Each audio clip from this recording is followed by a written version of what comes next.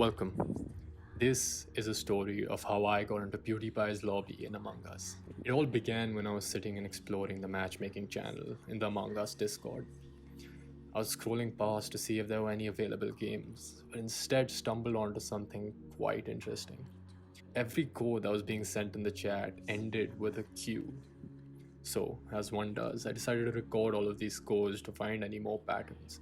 And before you dub this as a severe case of apophenia, I knew that I could find more patterns because of something called pseudo-random generators.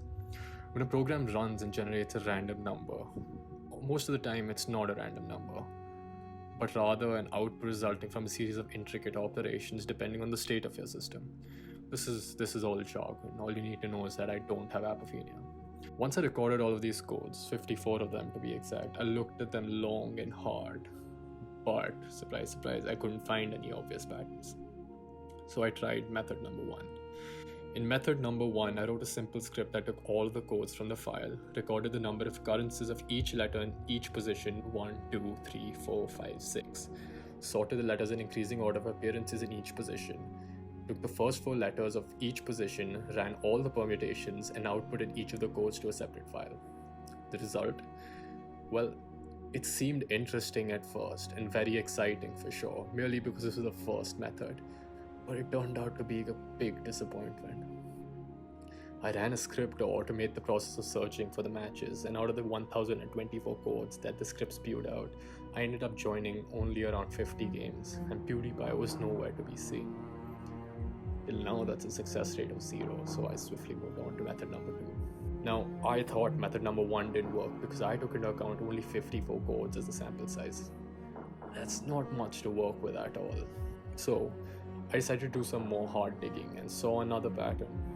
There were only a strict number of letters that preceded the ending Q, namely D, L, B, Y, R, Q, X, W, E.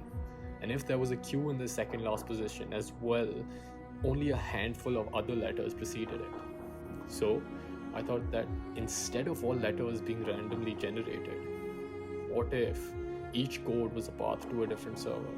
What I mean by this is, if the server was a tree, with the head node being Q, there would be 6 different levels to that tree, and each level would have different number of characters.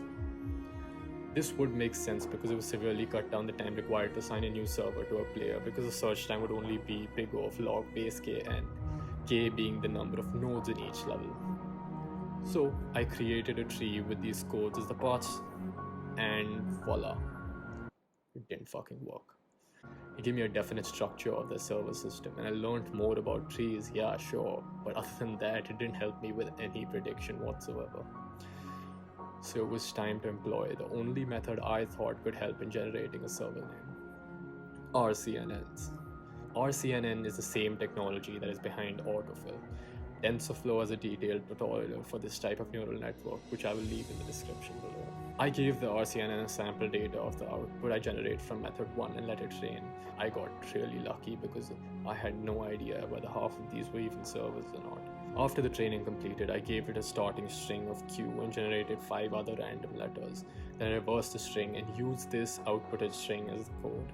After getting the code, I kept generating and inputting new strings, but none seemed to work. They either took me to a random server or no server at all. When I was about to lose hope, I inputted what I said was going to be the last code for the day, and to my surprise, it worked. There he was, standing so quietly and peacefully in the middle of the fucking lobby. So I left, because I knew it wasn't him. But I took this as a massive win, because what are the chances to have an artificial intelligence give you a code and some guy named PewDiePie's being in that lobby? Well, it's actually quite high. But that's the story of how I got into PewDiePie's lobby in Among Us.